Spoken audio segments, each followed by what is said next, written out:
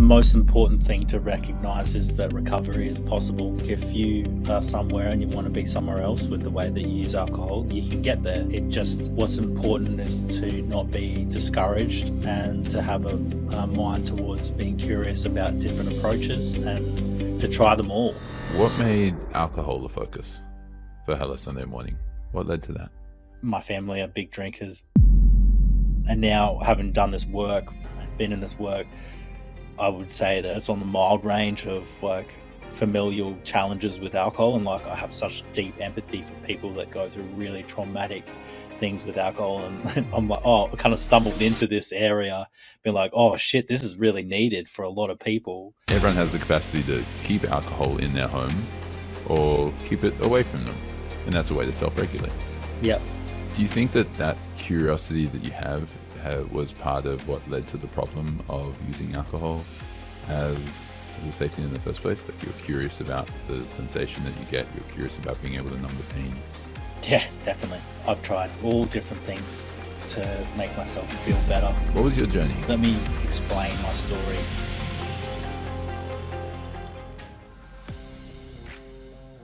You're listening to another episode of Success with Purpose, where we hold conversations with the most holistically successful people we have the opportunity to connect with. We explore their journeys, their life-changing events, their perspectives, their mindset, and most importantly, their purpose. I'm Harry Goldberg, host, interviewer, and interrogator of this podcast. Father of the most incredible daughter in the world, husband of an incredible woman, and director and empowerment coach at Purpose Advisory. Hope you enjoy this episode, and don't forget to subscribe and like below. Now, let's begin. All right, Chris Raine here. And so for the listeners who don't know who you are, here's a bit of background. In 2010, founded and grew an incredible not-for-profit organization called Hello Sunday Morning, which is changing the world's relationship with alcohol. It's changed a lot of my clients' relationship with alcohol, and that's been amazing. In 2011, you're Young Queenslander of the Year. 2017, you're Westpac Social Change Fellow. You received a Skoll Scholarship in Social Entrepreneurship for your MBA at Oxford University. Pretty sure that you did a TED Talk before anyone could just basically do a TED Talk. I think that was like 2012 or something like that. Just to myself in the mirror. No. I've seen the recording. There were some people watching. Yeah. And so since stepping away from Hello Sunday Morning in 2020, you've been a mental health advocate as campaign director for Australians for Mental Health, alcohol support advocate as co-founder and director of Clean State Clinic, as well as head of partnerships at 360 Edge. And what's been amazing about this journey is that it all started simply with you making a change in your own life and your own lifestyle, and then finding a way to share it with others. Mm-hmm. And so I love this journey. I love everything that you've done, because you're effectively modeling self-leadership as a way to lead others, which is awesome. But welcome. And a very easy question to start with is, how do you define success? Well, thanks for having me, Harry. And I think to answer that question with someone with the mind that I have, it's probably a daily thing on how it is that I feel in my life and the things that are happening, and do I feel content and kind of happy with myself? And it's probably really important always to come back to that. And then on a larger time frame and larger scale, probably my life's purpose is around addiction, and my mission is to move rates of addiction in Australia from 1 in 20 people that have a daily harmful addiction to 1 in 100, and that's through like creating and building programs that support people to go through behavior change and recovery, and then also policy reforms at a larger scale in society. Incredible. Cool. And I've got so many questions about that, and I'm sure that a lot of that's going to come out of when we explore your journey either way. But you said that there's this feeling of what you're doing in your life on a daily level, and so your level of content and ultimately what's making you happy. Can you expand a little bit on that? Like, how do you know if you're happy? How do you know if you're content? Well, I have depression, and it's a condition that I need to manage in my life, and it seems to be a pretty consistent bedfellow for me. So even I haven't had a kind of down week until this week just gone. probably for like 6 months or so. So I take medication and see psychologists and psychiatrists from time to time. So I view that as my recovery and my way of existing in the world is always shadowed by that. It's also a great gift. Like, I think it gives me an empathy for the work that I do and an empathy for the people that I want to work with and want to help. So yeah, that I think is really important. It's easy to kind of forget that in the vicissitudes of success and failure and life, and all the work that we get to do. But I always kind of come back to that, and really, that's a relationship with myself and how how I feel. Really, like in my mood, because I want to, life's worth sticking around for, and I want to keep sticking around to do it and experiencing it. So I need to take care of myself. Yeah, okay. So there's it's interesting. Before you were talking about being content and happy and it's a daily thing. And now you're sharing this perspective that it's ultimately when you're not having all those negative emotions from depression, which you're dealing with and which you're seeking help for, which sounds like in a very holistic way too. But is it more of just like, as long as you don't have any of those negatives, then it's all pretty good? Or is it something else? I think like there's two angles on being holistic. One is seeing oneself in a bigger picture of life and the different things that are important to us, but also seeing the experience of life as being sometimes really light and sometimes really dark, and experiencing all that and holding on, both when they're really high and then when they're really low, and knowing that it's ephemeral and things will change. So I've been extraordinarily lucky in the family that I have and the kind of support structure that I have, and also the clinical support that I've been able to get in my life, to give me the tools and belief in myself, and also in my ability to stick it out when it is low. And I think also those same things and those same experiences have meant that I've had an extraordinary life of being able to impact people's lives as well. So there, yeah, there's a holistic perspective, which is doing a bunch of different things in balance and as needed, but also a perspective which is embracing all kind of moods and emotions for what they are, and yeah, holding on. Yeah, okay. Holding on. And what came up for me is what might be slightly different or might be exactly what you're saying. And that's why I'm asking. I think towards the old saying of, This too shall pass. yes, thank you. Thank you, Chris. I think Is back to that the it old, for yeah, real? that's exactly it. That's exactly it. Thank you. I'm not even going to Yeah. cut that out because there you go. And so I'm reminded of this idea of this too shall pass. So both the good times and the bad. And is that pretty much what you're drawing from, or is there a slight difference to it as well? Oh, definitely. I mean, I think that's a fundamental principle to live by, and it's it's an easy philosophy to bear when things are going really well and you feel really happy, and on an external level, um, you know, life is good. It's a much harder practice to put into place, but probably more importantly, when things aren't. And that's not necessarily just an objective thing, like, it's very much a subjective experience of life. So I feel like I understand a tiny percentage of myself a lot more since I was in my early 20s and younger about my life, and can understand the stories that I tell myself.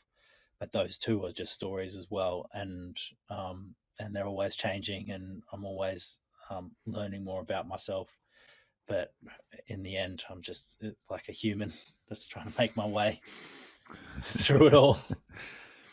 A human trying to make your way through it all. Maybe that'll be the title of the episode today. Yeah, well, that's probably as good as you can get. And so, like that's kind of like how you find that sort of the balance and the contentment and the happiness we're talking about in every day. And so that's the everyday, almost like the enjoyment or enjoying the journey as best you possibly can element of success. And we've Hmm. covered off a lot of your achievements because you've achieved a lot more than what most people hope that they could in a lifetime. And like, you're still young either way. And other people are getting towards the end of their careers and they're far off it, right? But then there's this other part which seems to be more related to impact, right? You mentioned your life purpose of moving a rate of people who are suffering from addiction from 1 in 20 to 1 in 100.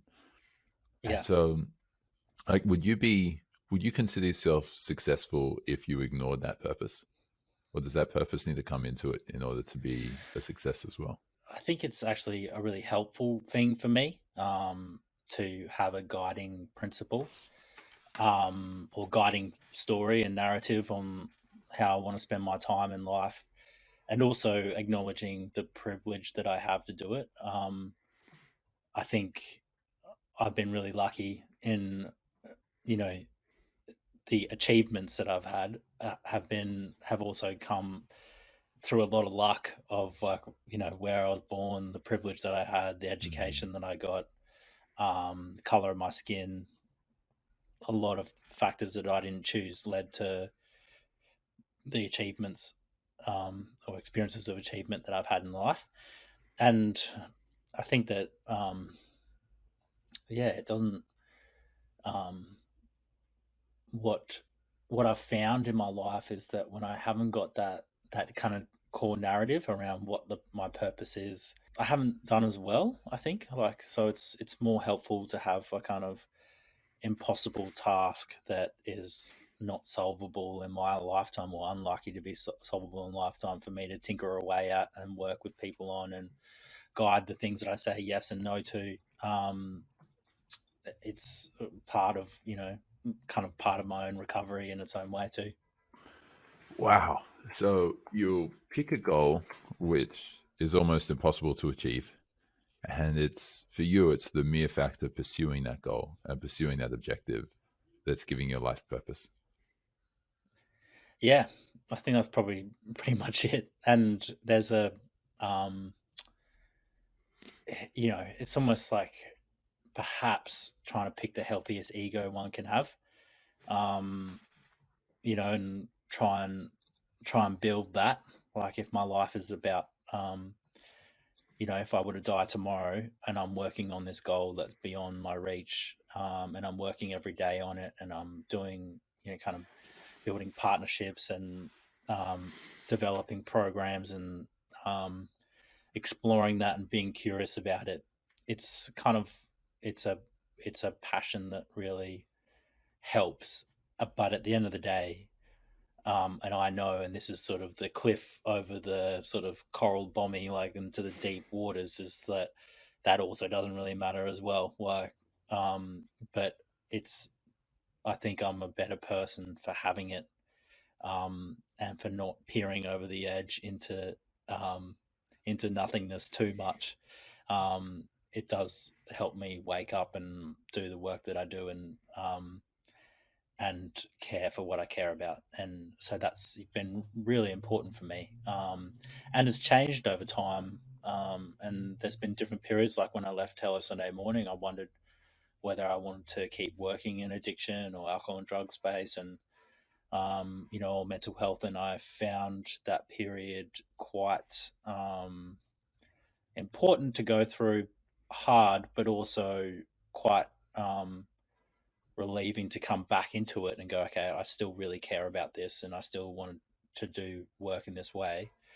But, probably helpfully, it was nice because before I left Hello Sunday Morning, it was a real need. Like, I needed it. I didn't know, like, from my early 20s, it was like I was always telling my story and always doing this stuff. But then there was a break where I didn't need to do that anymore, and now I'm picking up those things again, and perhaps coming full circle into it with, a kind of greater alacrity, but at the same time a less identification with it, which is kind of a bit of a paradox, but, Mm. it seems to be working pretty well.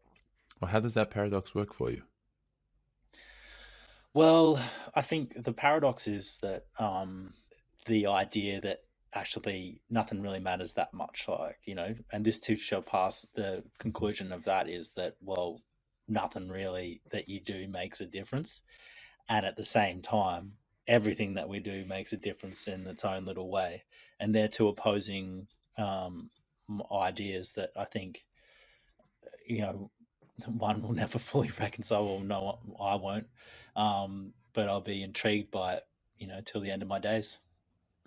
Reminds me of the this world. It's all about you, and not at all about you at the exact same time. That's a good way of putting it.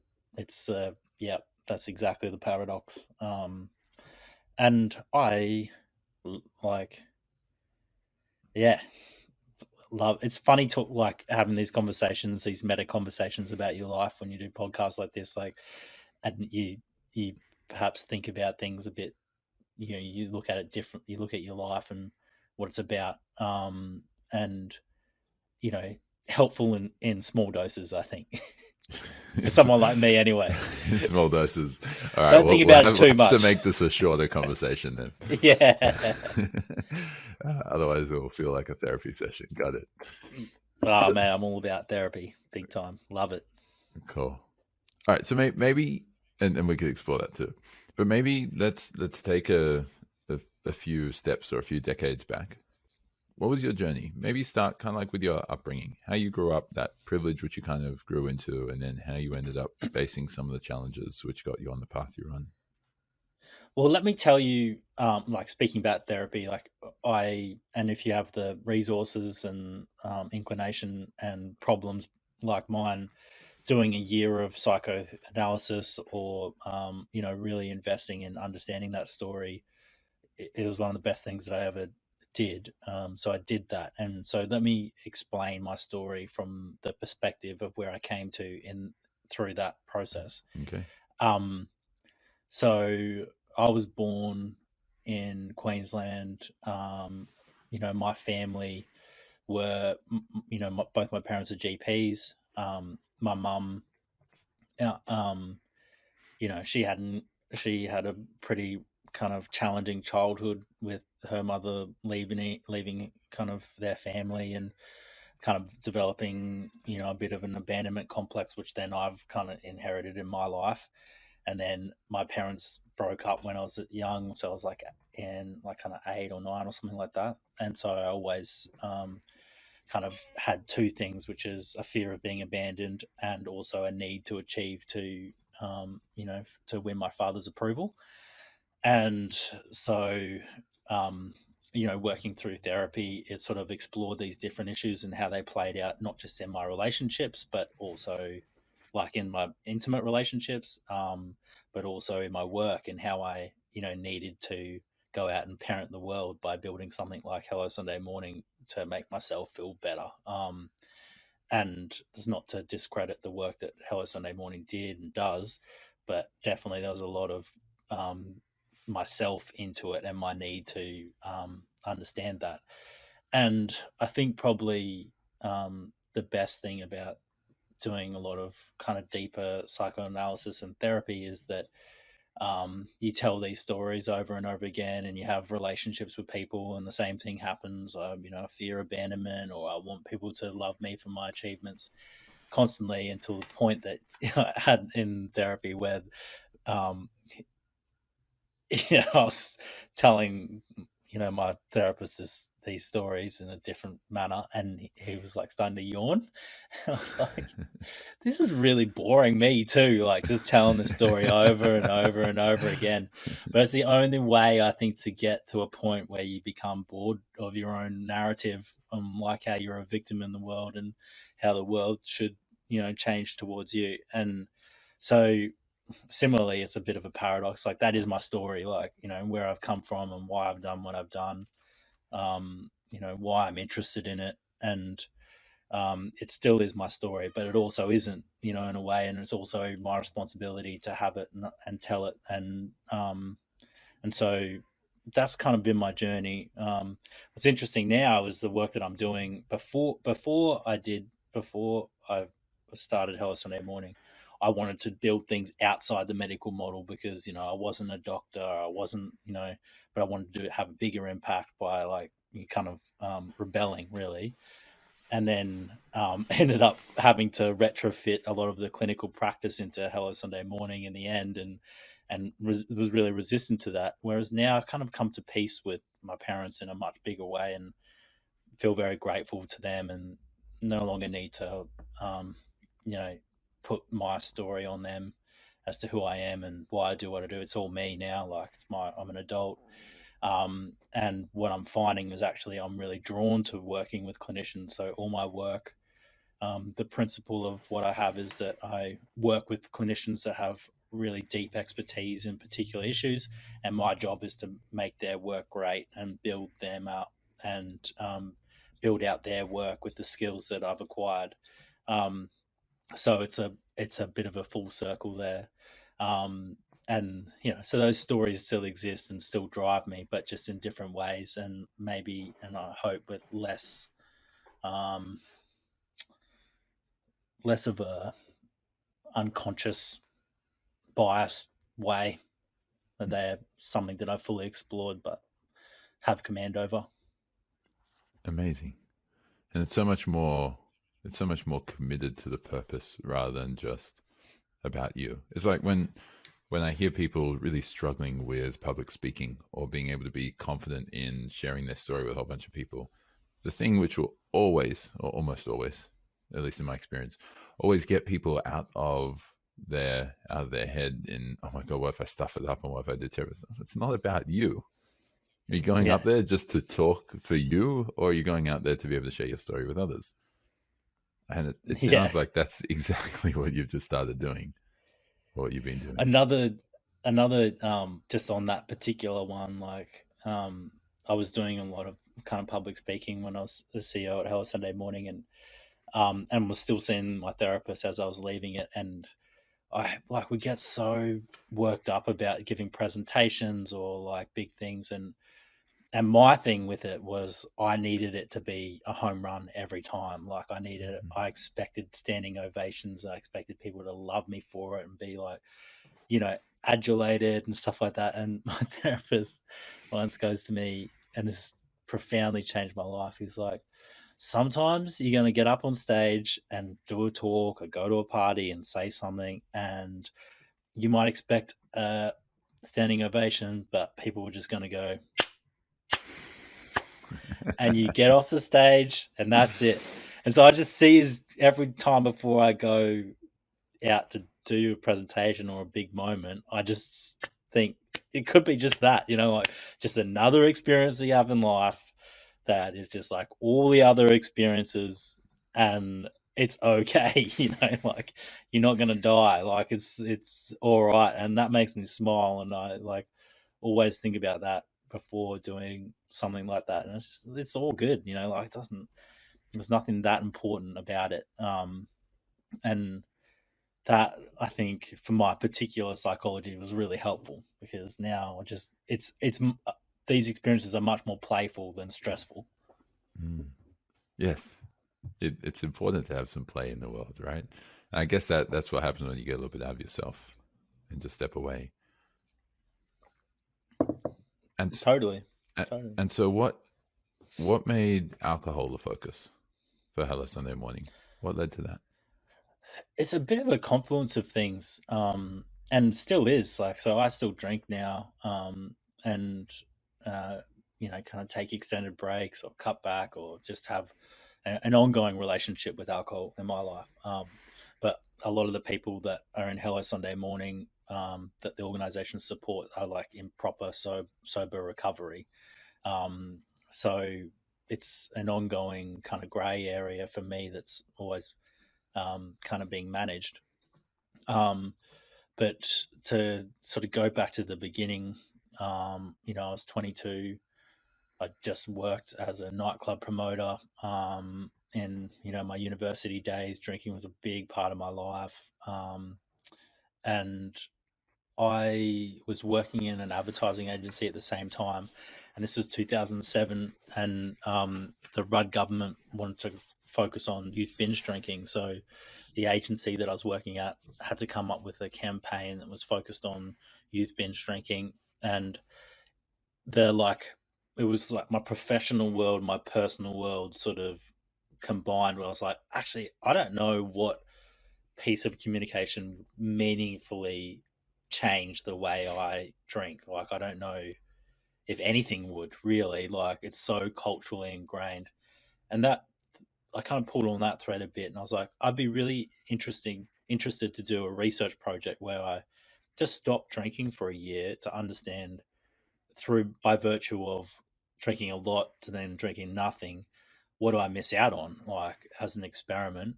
And as a way of holding myself accountable to that experiment, I wrote a weekly blog that came out on Sunday morning. It was called Hello Sunday Morning. Um, that was like, I'd use the time that I'd normally be hungover to write this kind of interesting reflection on the good stuff that comes from not drinking and changing that, but also the hard stuff, which isn't kind of commonly talked about, like how it changes your friendship circles and your dating life and, your levels of anxiety and all this stuff that, I definitely relied on alcohol and to an extent still do. Um, and that was, uh, you know, that was what it was meant to be. That was it. Like, it was just going to be an interesting research project at the advertising agency, and then I don't know, go on working. But it just grew a lot of steam and picked up some media, and then became like a really interesting cultural perspective. And then other people were like, "Oh, we'd want to do that too," and kind of share our stories. And then it became like a little community, and then turned it into a non-profit, and then it just kind of grew from that.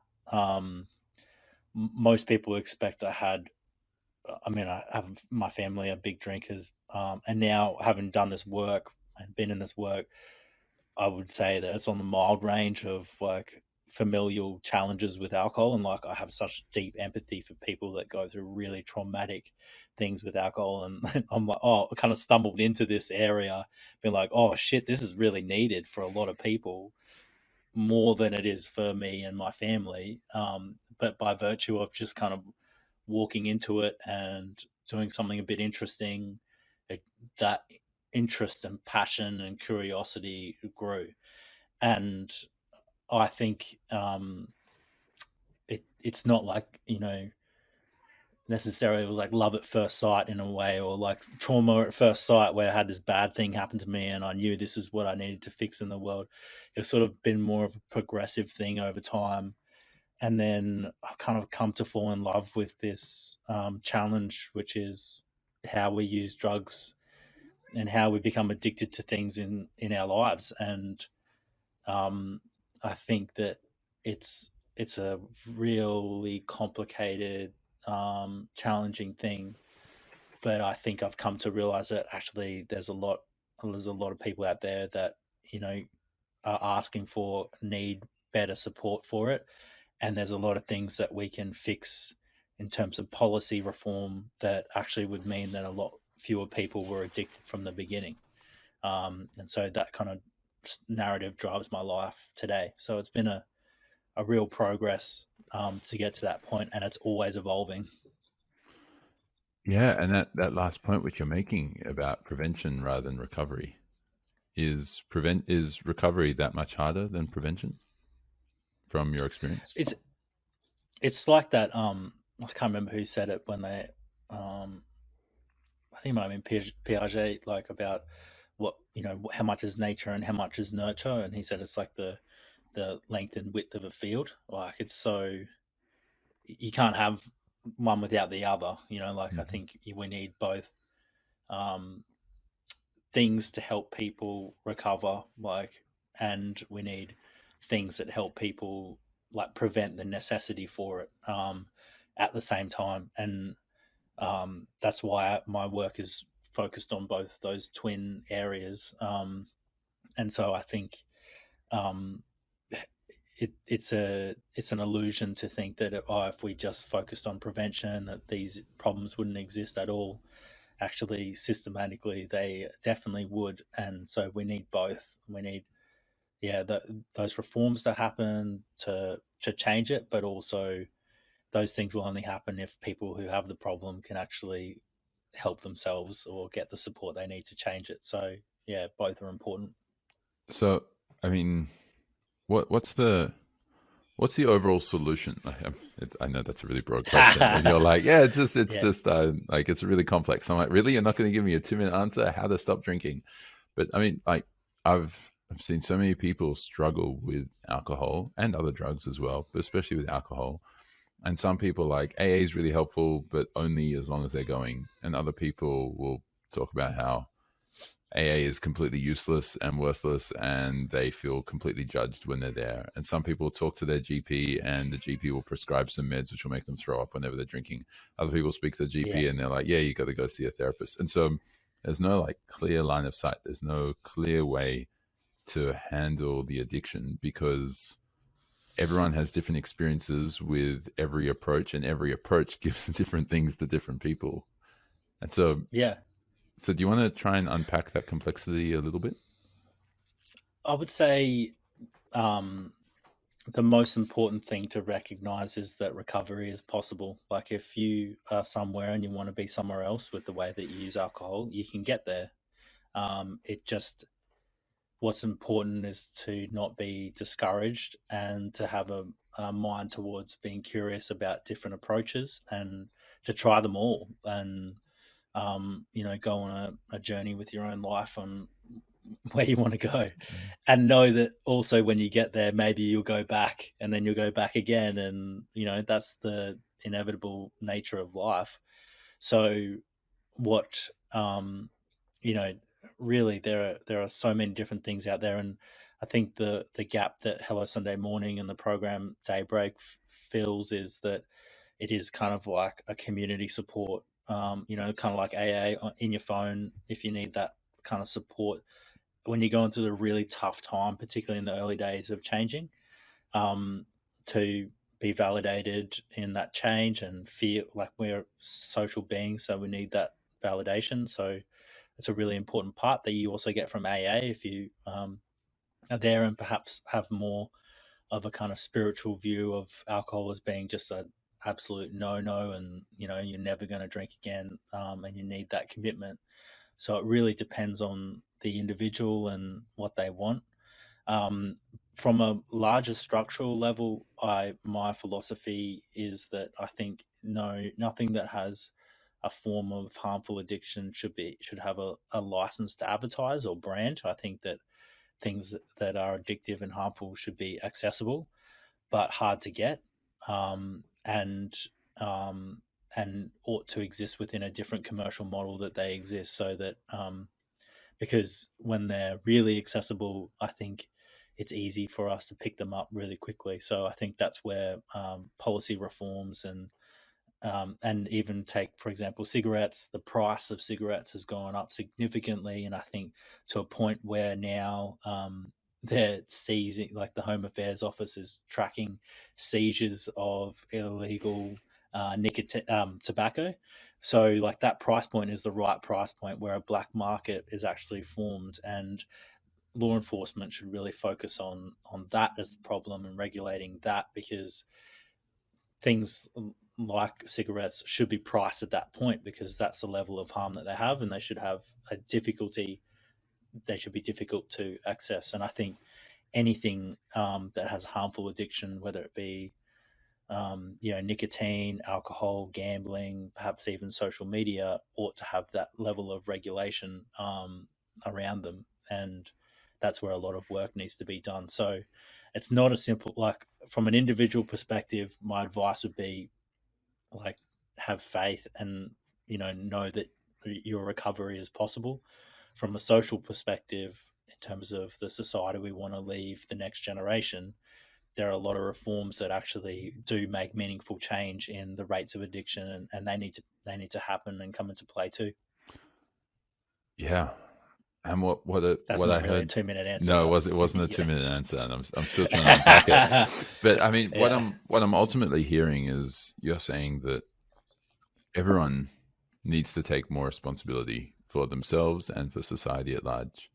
Take more responsibility in how we influence government for policy. Take more responsibility in how we choose to act, take more responsibility in how we support others. And when you said regulation is a necessity, well, I started hearing that self-regulation, like social media, for example, anyone has the capacity to turn off notifications from their phone. Everyone, and that's a way to self-regulate. Right? Everyone has the Yeah, capacity to keep alcohol in their home or keep it away from them. Like, everyone has that capacity. yeah, yeah. Like there's, um, yeah. I mean, the paradox with like individual choice and individual responsibility is also like being kind to yourself and recognizing that we are a drug taking society. Like we do use drugs to exist in the world. We wouldn't probably many of us wouldn't be alive without them, or have what we have without them. So it's sobriety is kind of an illusion, and um, and in saying that, also taking responsibility, having breaks from things, and constantly changing and be curious about different relationships with the things that we are drawn to and addicted to, and finding different ways to lessen that addiction through different activities. Then I think that is a path to happiness in life. Like so, um, I would strongly advocate that individual responsibility for sure. You've used the term curiosity, have curiosity, be curious, quite a few times. Do you? And it sounds like that's part of your personality as well. Do Do you think that curiosity that you was part of what led to the problem of using alcohol as a safety in the first place? Like, you're curious about the sensation that you get. You're curious about being able to numb the pain. Yeah, definitely. I think yeah, definitely. I mean, I've tried all different things to make myself feel better, and or to change my mood. Um, I think that like being on antidepressants is like super help. Sorry about my cat. He's like, meow, meow. Why now? Why now? What? It's not too loud on our side, I think. Okay. Um, yeah, like I think that yeah, it definitely is in my nature for sure. Just in the same way that I'm probably I'm curious about doing meditation retreats and curious about like doing fitness challenges and different things that edge me into understanding my mind differently. And I'm a strong advocate for trying these things out to learn. The challenge is being honest about when those things become a crutch or we depend on them. And that is the big question. And that kind of sounds like you balance out curiosity with intention as well. It's not just curious just for the sake of whatever comes up, but it's with intention of improving your life or feeling better, like what you spoke about. Yeah, but also like if you take things too far, like that's where a lot of the love and poetry and comedy comes from as well. Like to not take yourself too seriously and have a laugh at yourself. So there's value in kind of extending it beyond what's reasonable too. Uh, yeah, well, that's interesting, and maybe I wasn't expecting this to come up at all, but maybe I'd love to hear your thoughts on how we know where that limit is, because there are people who really test those boundaries, and the first name that comes to mind is someone like Robin Williams. Really tested all those Yeah, boundaries, had so much fame and love for it and accolades, and he was incredible. He was possibly the best person, like probably one of the best in the world at being able to change people's emotions and change their states and being able to help them feel incredible. And it was only because he yeah. tested all those boundaries, like what you were talking about. But it didn't end up too well for him, did it? Well, yeah. I mean, it's a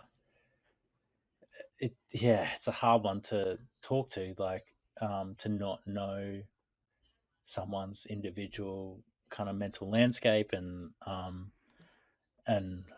like I think I look at Robin Williams as someone I'd have no idea. I mean, I met his son actually. He came and gave a talk at one of our recent events, and Well, only through him have some kind of sense of that life experience. But what a life, like what a is the point, would you advise someone not to fully express themselves and form those, ideas and tempt, all the things that they did? I mean, from my little understanding of his life, he went through a whole lot of, different kinds of addiction, but then also different kinds of recovery and sobriety as well. And, that's a full life. And, um, you know, his life ended at his own hands, and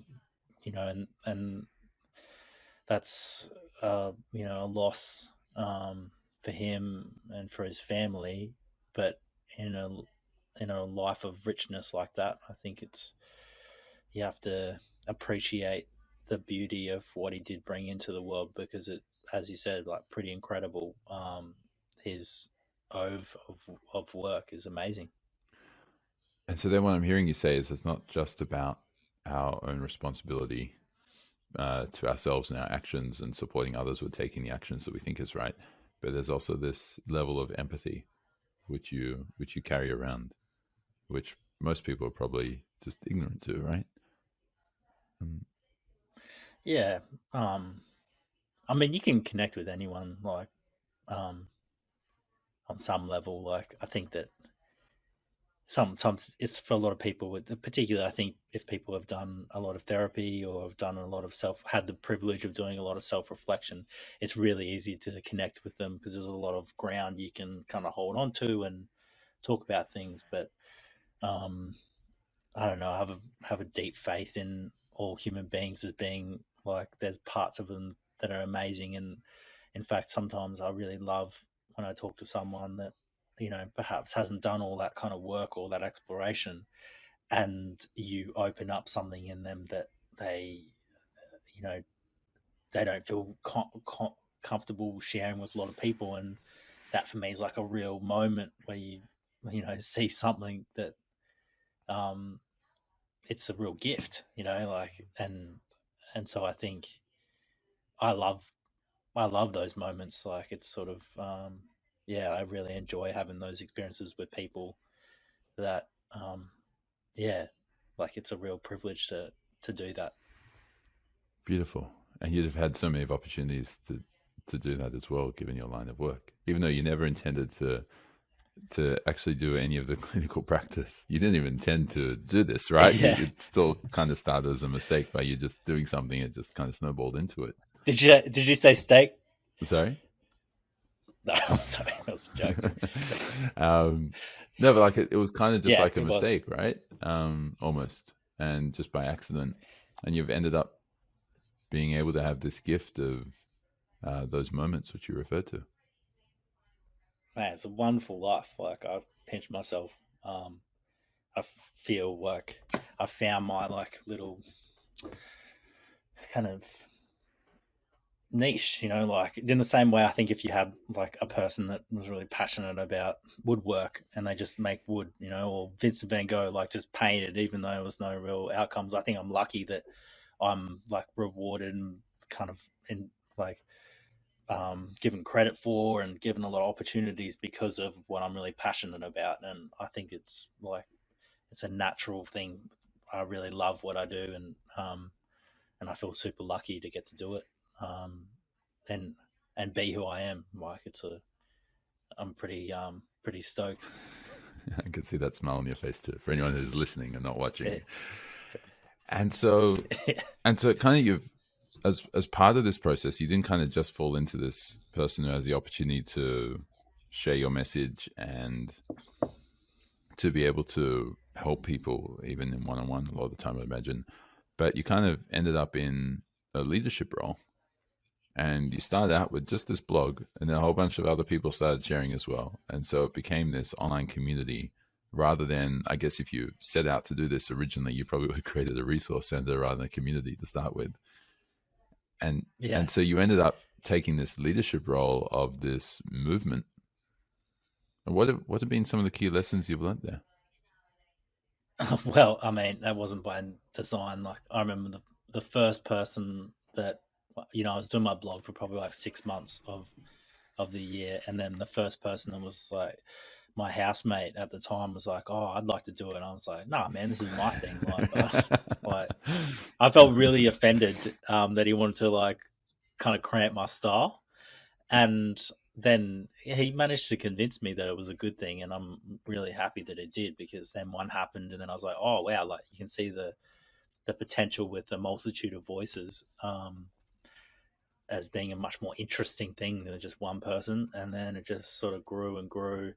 Um, and I like leadership. I think is an interesting thing too. Like I don't think I still many things I'm not very good at in terms of leadership. But over 10 years of being a CEO, and then now in the other work that I'm doing, I think it's sort of hard fought lessons, having to fire people, having to change things, having to have difficult conversations, and all that stuff is just really like it was a real training ground for the kind of sweet spot that I've found with my work now, which is small teams, working with people that I really respect, and our skills complement each other, and have a much better sense of that now. And it feels like it's much easier to work and lead those teams and to follow in those teams too.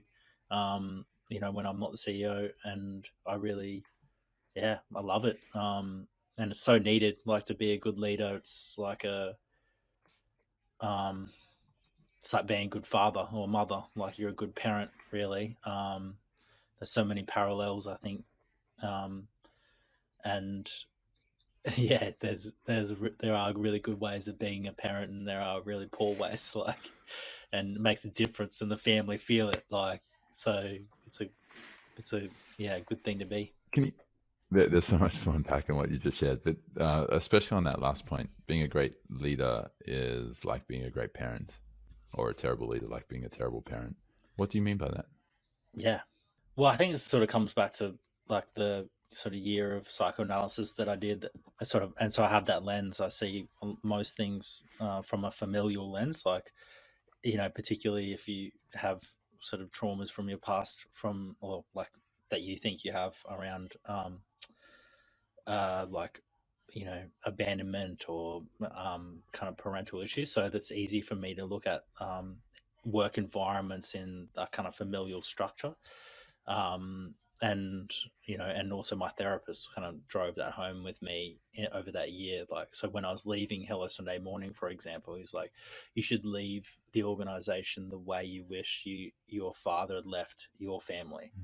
And that struck home for me, because I was like, oh, like I didn't like what happened, when my parents split up was really, I didn't understand it. I didn't know, it wasn't like communicated to me in a way, and perhaps I was just too young to really understand it. But so I was like, I over communicated why I was leaving and when I was leaving, and that was really helpful for me to think about, that kind of transition in that way.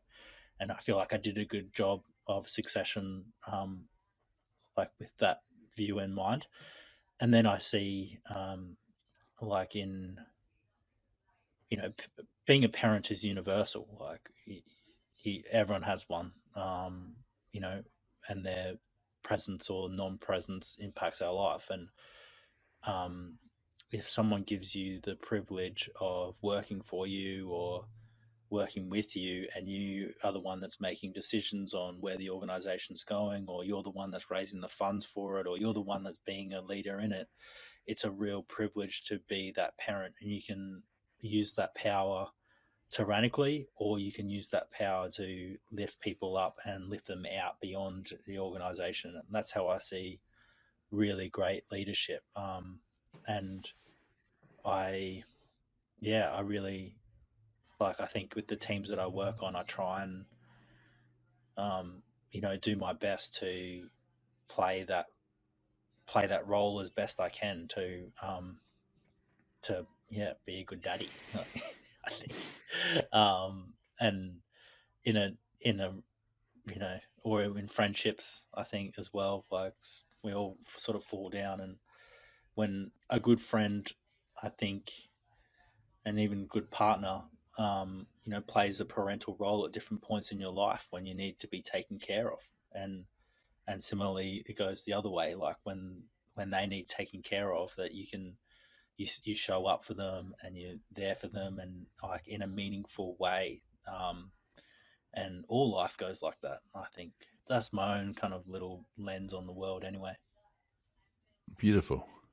I mean, it's um, what I'm really hearing when you share it is like, we have a lot of clients that come to us and they end up going like to Purpose Advisory, and they end up saying, "Oh, I just kind of got to grow up in this area of my life."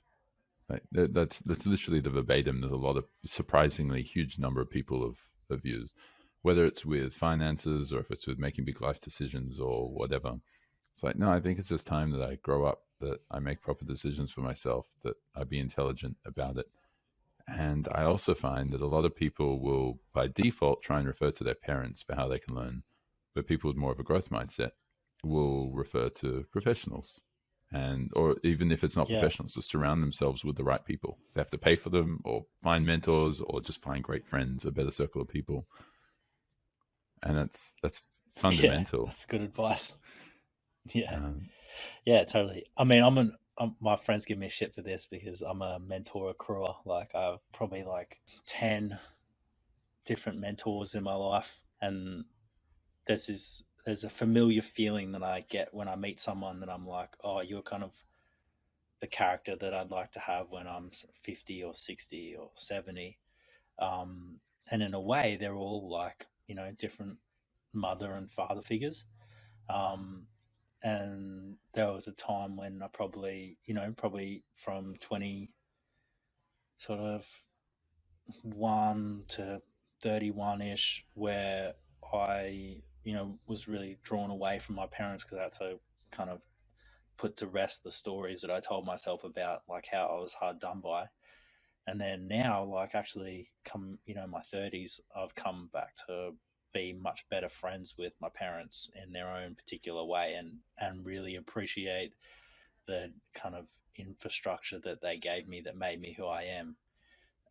So now I've got both. I've got this great suite of mentors that are play like parental role in my life, like in different ways, particularly in work, and in love and friendship, and then I also have this, the OGs too, and it's a really nice place to be. But I think it's sort of my advice to your listeners is if you haven't kind of made peace or forgive your parents, like it's the best thing you can do. Only you can do it, and really the only way you do it, I think, is through in sort of intentional therapy or different, going through a process to do it well. and you mentioned this because a lot of people who I've spoken to, I'm guessing a lot of people who are listening to this, maybe if they knew it before hearing this, or if this conversation hopefully plants that seed and helps them realize they don't have great relationships with their parents, and they they struggle to meet their needs while also meeting the needs of their parents.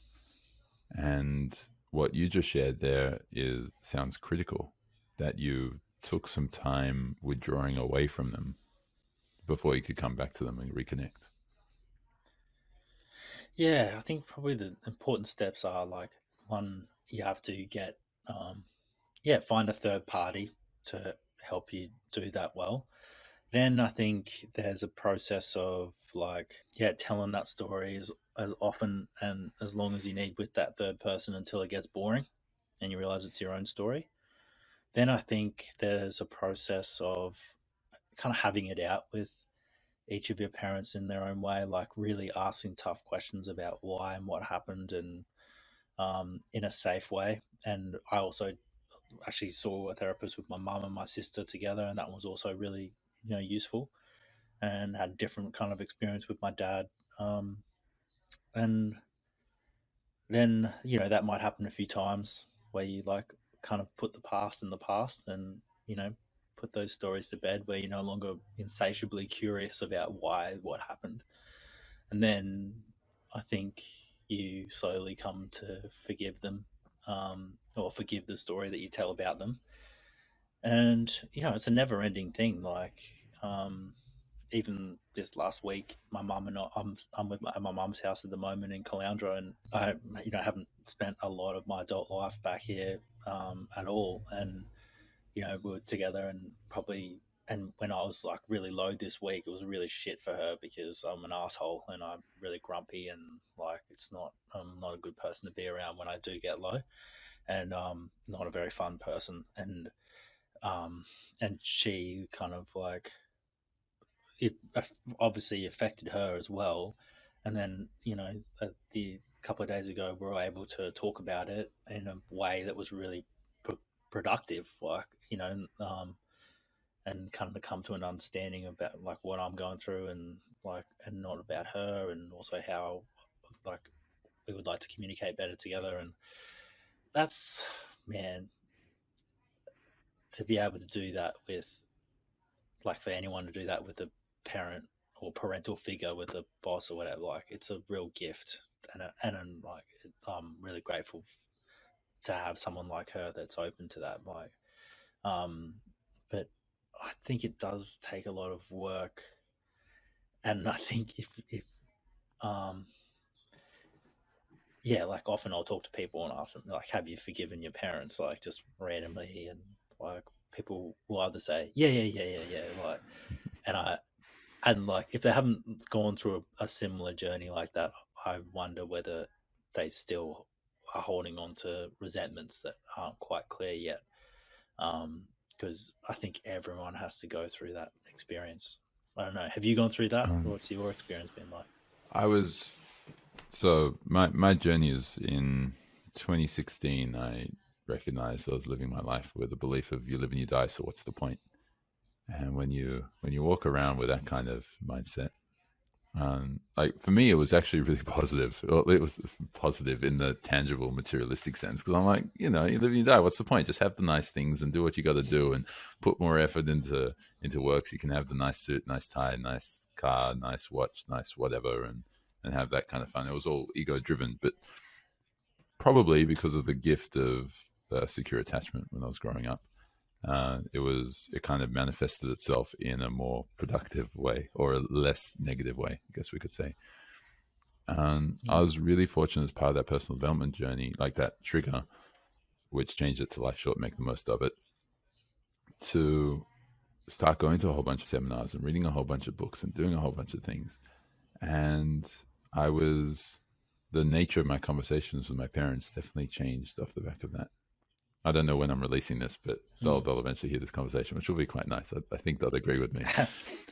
And I would be no longer just kind of talking about how to make more money or what my successes are or whatever, or trying to like just some sort of like egoic kind of conversations. It'd be more based on how can we improve our lives? How can we do things better? How can we confront the challenges or the concerns we have for each other or for ourselves? And how can we open up a lot better? I think what really triggered that change, though, was I somehow managed to convince my dad to come along to a personal development seminar, which was like 6 or 7 days or something. And he came along to it. My wife was there as well. I also had a close friend there too at the same time.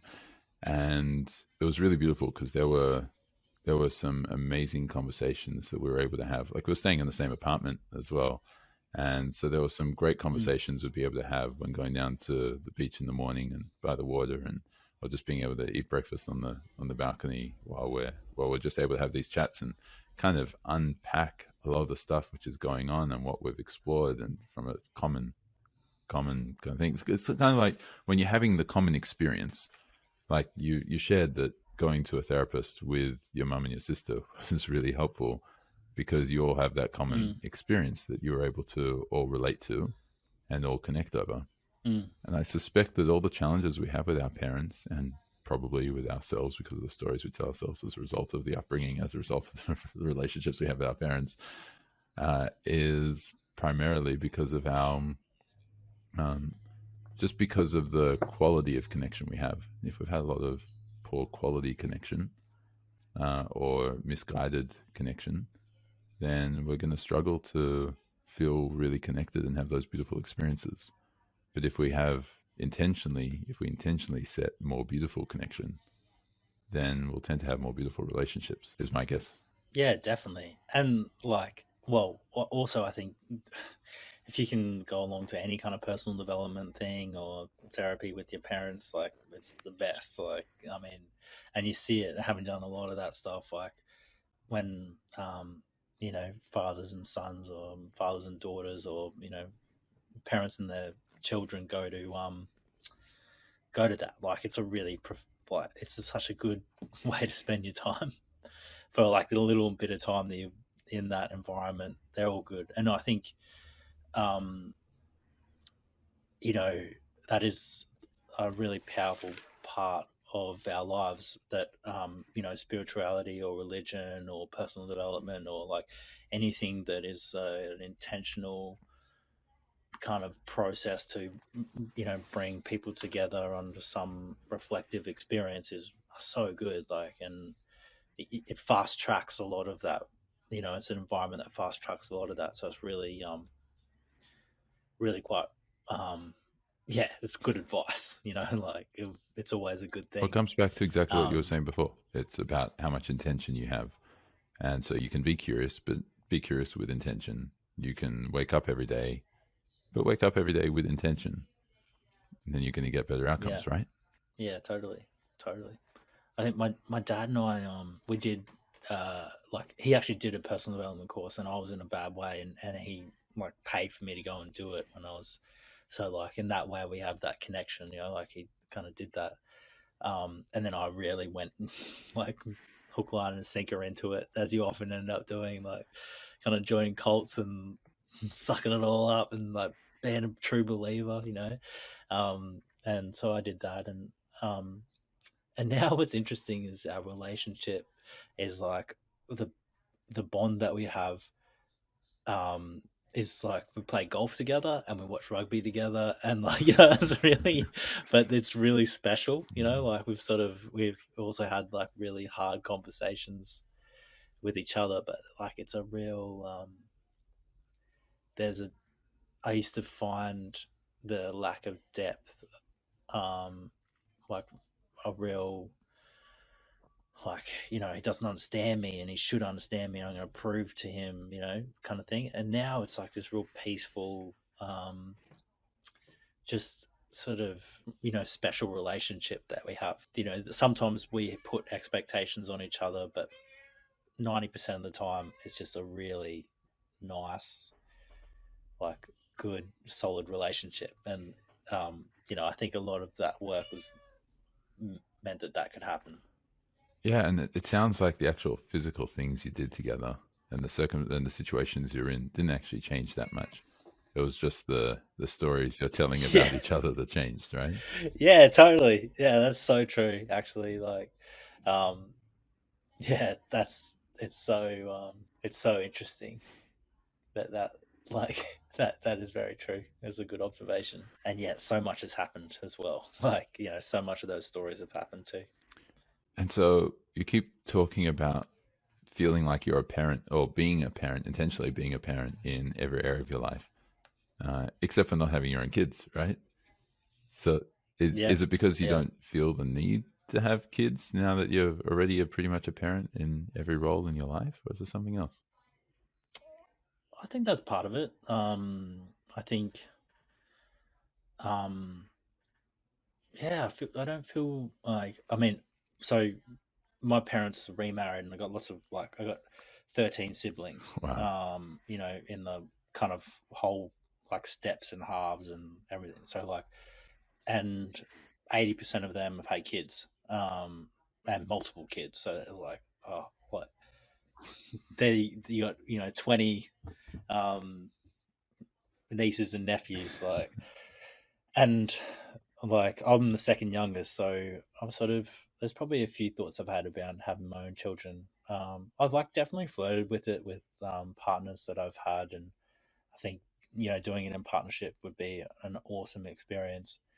Um, it's not like, the other sort of thought that I've had is like seeing my mum and the kind of like, um, undying, unwavering love that she has for me and my sister. Um, I'm like, it's like someone explaining their own, their passion for cycling to you. Like I'm like, like I don't have that. I know what my passion is like, but I don't have that real need to have kids and raise them like some people really have, which I like, and I see it in my mum, and I'm so appreciative of that for me. Um, and so yeah, so it's an interesting thing. And then yeah, to your point, I also feel like I like being an uncle and being a parent, kind of strange parent in different parts of my life, and so I feel fulfilled in that way. And but you never know, like you never know, that might change in my life, but it's not something that I'm consciously trying to change. And thank you for sharing that as well. And so we were talking about parenting, awesome segue, because we're focusing on leadership, and you've spoken about how Yeah, you've had bouts of or periods of time of difficulty or frustration with mental health and with yeah, alcohol and with all yeah, addictions. So, but yeah, Hello Sunday Morning, under ultimately your leadership, has become this incredible community and resource. And so, how did you keep it together, or keep it together enough for 10 years to get it to where it got to? oh well. I wouldn't say I kept it together. Like I think the reason it is what it is. Um, I think the reason that it has been successful, um, one is that it started with a really great name and a really good message and a really interesting thing and a really interesting story in the beginning, and that inception kind of really helped it through the years.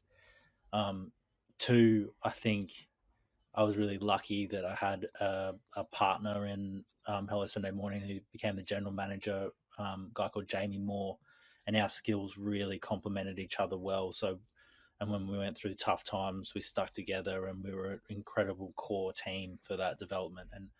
Um, and there's like a really strong brotherhood that I was able to build. And then the third thing was sort of having the end in mind. I think coming back, doing an MBA and coming back and wanting to go through a succession process before, like, build it up financially and clinically in a way that I could leave it. Then became like sort of my 5 year goal after doing my MBA, and so that was really important to see it thrive beyond my involvement in it. So there were three things that really, I think, made it successful. And I think along the way, man, there's so many, like, and I wrote about this in a blog about all the shit things that happen, like firing people, the board trying to fire me, like all the stuff that happens in startups, like, or in life. And I think that so I don't know that I kind of kept it together all the time, like, but I think I've tried my best to be honest about myself, and sometimes I, wish I was more evangelical about sobriety. It would be easier to do what I'm doing, but I'm like just a fucking human too. Like I love using different drugs, and I feel like I've got my like need to you know manage my own mental health through the use of things like antidepressants, and I drink coffee every day, and like I still drink, and there's not there's not a squeaky clean aspect to myself, but I'm always trying to do better and be true to myself and be a better person for who I am. And would have hoped that, like, I hope that in at the end of the time, like that's still always going to come through. Like that is who I am. Well, yeah, I mean, I can give testament to that already. That I've had one coaching client. I never intended to coach people with alcohol, and it's only been whenever it's come up. It's never something I've searched for. But one client especially, he was saying he doesn't appreciate AA because it's saying you can never drink again. He doesn't want to not drink again. He tried a couple of alcohol addiction coaches, and he found that their journeys were almost always going through not drinking at all anymore. And he found this whole consistent message of don't drink. If you don't want to drink, then you can't drink anything. And what really helped him was hearing your message and knowing that, oh, wow, there's this guy who struggled with alcohol, set up a whole non-for-profit about it, and he still drinks. And he shares that he still has challenges with it, but it's something which he still wants as part of his life. And so ultimately, these flaws you're talking about, he'll listen to this, I'm sure. And if you're listening, you know who I'm talking to. And yeah, it's simply because you're not squeaky clean, and because you're setting up a more like not so much a facade, but more of a truth of journey, which I guess is how Hello Sunday Morning started. Either way, it was just your challenges. Yeah, definitely. Like, and like, I think, I think sobriety is an illusion. Like, I think even if you're sober from alcohol, you end up picking up other addictions to different things. Like, and like, I mean, absolute sobriety is an illusion. Like, that we can live a life without being edged into different things that end up, we becoming useful but then harmful.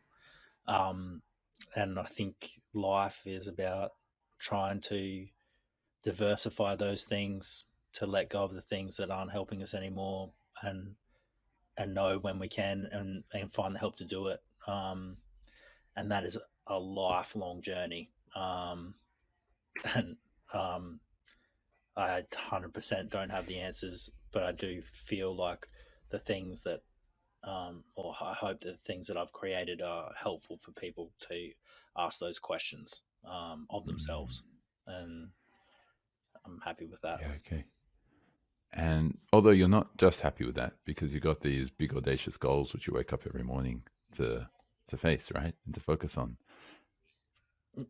Yeah, it's the same thing though. Like, so now I'm building this organization called Clean Slate Clinic, which is focused on an even pointier part of the problem, which is people that are drinking at levels where they need to detox, and need to go into a clinically medicated detox, because otherwise you can have withdrawals, and it can be quite unsafe with alcohol or benzodiazepines, for example. So we've taken this model and delivering it through telehealth, so people can access it from their home rather than having to pay to go to rehab or hospitals to do it, which are really expensive. And so, starting again, small team. We've detoxed our first 100 people. I mean, Hello Sunday Morning's got a community of 100,000 people. Like, it's really big. And now just starting again, like building the funding partnerships, building the little team, and like, I can see myself doing that forever. Just like finding a bit of the problem, applying my skills, building the team to do it, hopefully doing it better than the time I did it last time. But there's infinite issues out there to apply the same kind of approach and principle to. So that's what I do. And so with that knowledge, and I mean, like, obviously it'll be easier for you the second time around because you've had all the experiences that you've had in the past, and you already have a lot of the connections. Less pressure. Less pressure. Yeah, there's a lot. That's like, yeah, you think, like, if your listeners are like starting things up and it's hard, like the first one is really difficult. Like, it is a learning curve.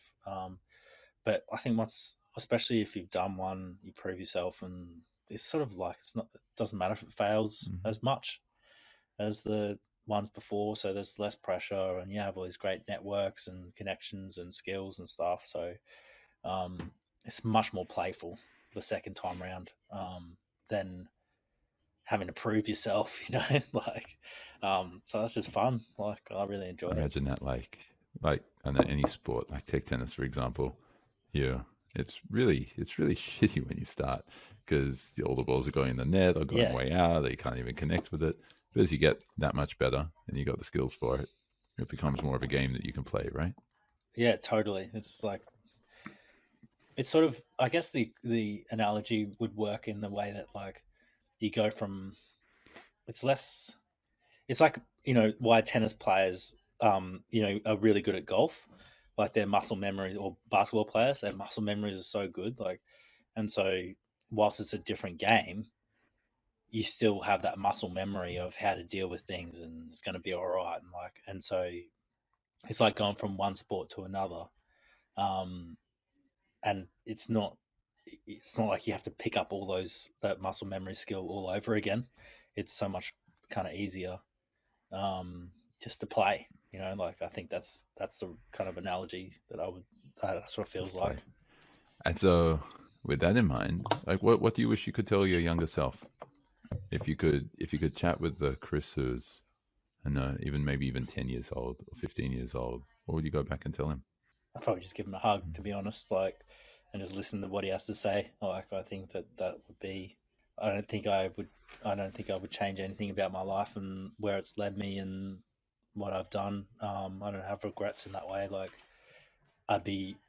I think I'd just be really curious to understand his perspective on the world, and where he's at. Like, I'd be like fascinated by it because, uh, yeah, so I love talking to someone like nieces and nephews, like, and about their lives, and it's the same thing. I'm like, your that perspective is so fresh and unique, and so yeah, I wouldn't. I don't know if I'd say anything. I'd probably just listen. Beautiful. No, that's beautiful.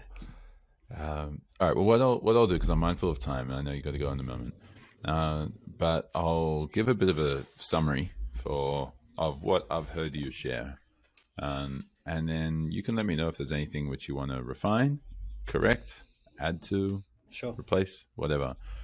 So we started chatting about success, and you were talking about how it's this daily thing. It's something which you're always doing. You got to be content, and you got to be what's making you happy at every moment. You got the depression. You've learned how to manage it, and so having a I got the depression. You got it. I got it. But like you have depression, or at least you identify as having depression, and you've got your own Yes. unique Yeah, mental landscape, right?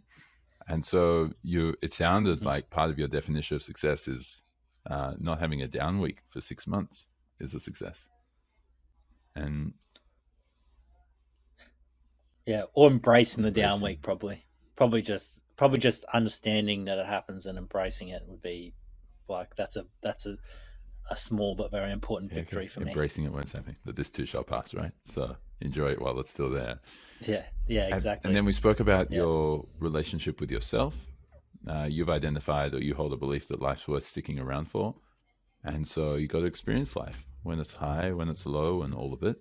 But it's not just that would give you enough of a drive. You found that you need to have this purpose, which, like, this big audacious goal. I think you were saying, like, instead of 1 in 20, it's 1 in 100 of people who are suffering from addiction in Australia. And that's an incredible goal. And most people would be like, no, you've already achieved enough. Just chill for a moment. But that's what's actually ultimately keeping you sane. And your purpose is an expression of gratitude for the privilege and luck that you have, or that you've had in this world. And so when we explored your journey, you grew up in Queensland, your parents were both doctors, mum had an abandonment issue, you inherited it basically, you saw something similar as a result from your parents separating, obviously they had other kids as well, all that kind of stuff all ended up happening. And you found that you had a lot of ego in all the work which you were doing, especially with what you were doing at Hello Sunday Morning. And so now, instead of pushing away from the whole clinical side, because your parents were doctors and they obviously didn't have everything worked out, now you want to be able to work with clinicians to build them up, make their work great. And everything ultimately is just another experience. You're still curious about different drugs. You're still curious about different experiences which you're able to have, and you're very honest about it. You don't think you'll ever be in full sober recovery ultimately, because sobriety is just an illusion, as you said. And so absolute sobriety is an illusion. Yeah, sobriety is not absolute. Yeah, thank you. And you experimented with yourself the same way that you've experimented with drugs. You experimented without it, and that turned into a blog, and then that blog turned into other people also coming along with a blog or sharing their thoughts as well and their story, and it just snowballed into this amazing community. And it just kind of progressed from there. And so when I tried to find out from you a very quick 2-minute answer to what's the biggest challenge with reducing alcohol intake, how can we solve this massive problem of our world? Like, well, it's an ingrained part of our society. So until we have systemic changes of what's a cultural norm, and then also policy changes and support for both prevention and recovery, it's probably not going to happen. So, but for yourself personally, you can always just know that you can have faith, know it's possible. You got to be able to self-regulate and have some sort of sense of self-responsibility, and just be kind with yourself, and just make sure you're not using anything as a crutch, but still live a full life, like what you're referring to with Robin Williams. Like, it's easy to say, well, he killed himself, so no, he took his own life. So how could he have lived a good life? But you gave a really beautiful perspective on that, which is he lived more life than what most people possibly could have, and maybe his life was just spent. Yeah, definitely.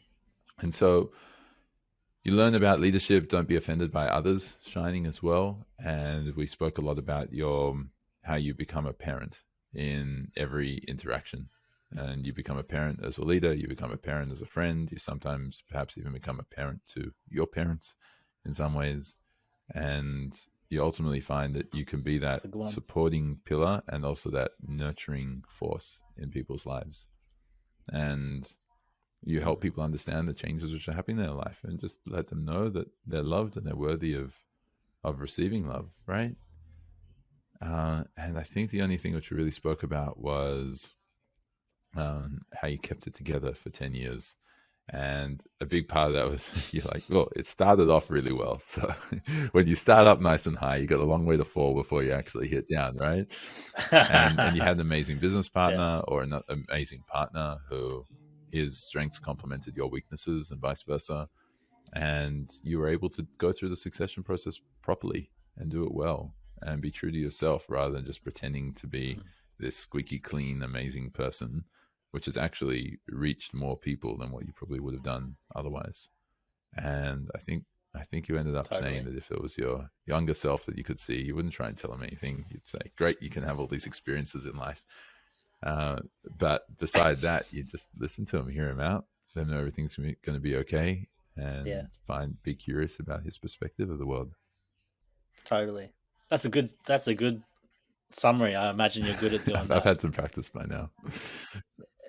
Yeah, that's a good one. I like it.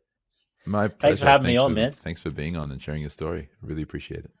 I hope you enjoyed this episode of Success with Purpose, and I also hope that you feel capable to apply some of the perspectives and learnings from this episode in your own life. If you enjoyed this conversation, be sure to like and subscribe below. And until next time, live with purpose.